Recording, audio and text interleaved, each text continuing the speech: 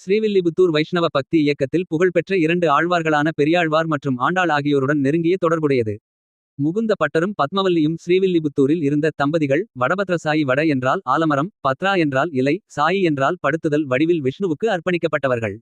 அவர்களின் 5வது குழந்தை விஷ்ணுசித்தன் இறைவனின் பக்தராகவும் இருந்தார். மேலும் கோவிலில் இறைவனை வழிபடுவதற்காக மாலைகளை தயார் செய்து வந்தார்.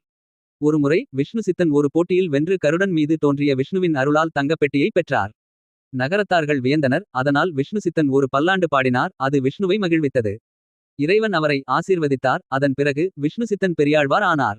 ஒரு நாள் பெரியாழ்வார் தோட்டத்தில் பூக்களை சேகரித்துக் கொண்டிருந்தபோது. ஒரு பெண் குழந்தையை கண்டுபிடித்து வீட்டிற்கு அழைத்துச் சென்றார். அவருக்கும் அவரது மனைவிக்கும் குழந்தை இல்லாததால் அவளுக்கு கோதை என்று பெயரிட்டார். பின்னர் அது உள்ளூர் மக்களால் ஆண்டாள் என்று அழைக்கப்பட்டது. கோதை தொடர்ந்து இறைவனை கனவு கண்டாள். அவளுடைய ஒரே விருப்பம் ரங்கநாத பெருமாளை திருமணம் செய்து கொள்ள வேண்டும் என்பதுதான். இறைவனுக்காக தயாரிக்கப்பட்ட மாலையை அணிவித்து. அது இறைவனுக்கு படைக்க தகுதியானதா என்பதை உறுதிப்படுத்திக் கொள்வாள். ஒரு சமயம் பெரியாழ்வார் இறைவனுக்கு தயார் செய்யப்பட்ட மாலையில் ஒரு மனித முடியைக் கண்டார். அது கோதை என்று அறிந்து இறைவனுக்கு மற்றொன்றை தயாரிக்கத் தொடங்கினார். அன்றிரவு விஷ்ணு அவரது கனவில் தோன்றி. கோதை முயற்சித்த மாலையை மட்டுமே ஏற்றுக்கொள்வேன் என்று வலியுறுத்தினார்.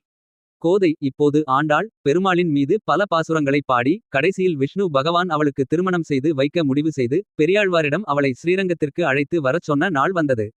ஆண்டாள் ஸ்ரீரங்கத்திற்கு அழைத்துச் சென்றபோது. இறைவன் தன்னுடன் இருக்க அழைத்துச் சென்றதால். அவள் காவேரி நதியில் மறைந்தாள். பெரியாழ்வார் ஸ்ரீவில்லிபுத்தூர் வந்து ஆண்டாளுக்கு மீண்டும் திருமணம் செய்து வைக்குமாறு இறைவனிடம் வேண்டினார். அதன்படி ரங்கநாதர் ஸ்ரீவில்லிபுத்தூருக்கு ரங்கமன்னாராக அரசர் வேடமிட்டு வந்ததால். ஆண்டாளை திருமணம் செய்து கொண்டார். இக்கோயில் 2 பிரிவுகளைக் கொண்டுள்ளது. வடகிழக்கில் வடபத்ரசாயி சன்னதியும். தென்மேற்கில் ஆண்டாள் சன்னதியும் உள்ளன. ஆண்டாள் எங்கு பிறந்தாள். பெரியாழ்வார் கண்டெடுத்தாள் என்பதை குறிக்கும் இடமும் கோயில் வளாகத்தில் உள்ளது. கோயிலில் உள்ள பல ஓவியங்கள் மற்றும் சிற்பங்கள் அன்றைய இப்பகுதியை ஆண்ட விஜயநகர மற்றும் நாயக்க மன்னர்கள் காலத்தைச் சேர்ந்தவை.